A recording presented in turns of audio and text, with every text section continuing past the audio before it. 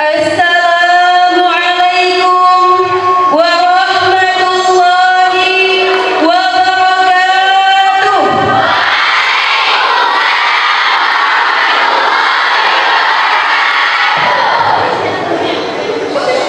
Alhamdulillah.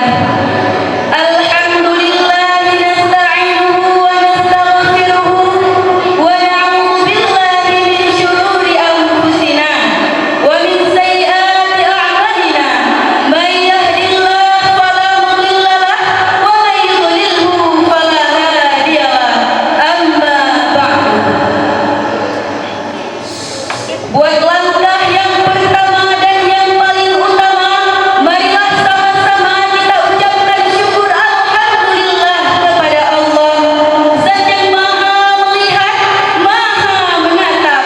Segala apa yang kita lakukan, kita kerjakan dan kita ungkapkan, yang mana oleh Allah pula telah menciptakan wanita dengan begitu romantis. Alis matanya bagaikan semut yang berbaris-baris, membuat iman semakin tipis, dengan senyuman para gadis.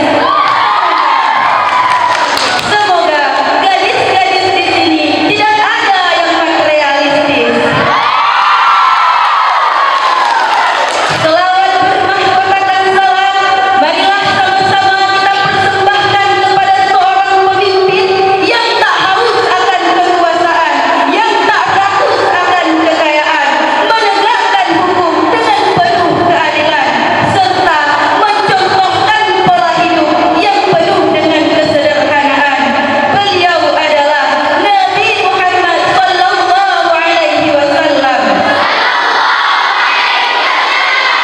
Selawat beriring dan salam pula kita persembahkan kepada al dan sahabat beliau yang telah rela, yatim anaknya, janda istrinya, nyawa menjadi taruhannya demi menegakkan kalimatul haq, yakni kalimat la ilaha illallah Muhammadur Rasulullah di atas permukaan bumi yang fana ini. Penghormatan saya kepada Abi Pimpinan Dayah Madinatul Diniyah Babul Huda,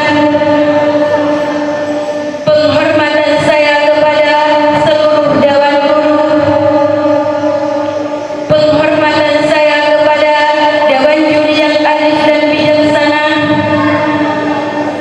dan penghormatan saya kepada seluruh tawalet yang saya banggakan.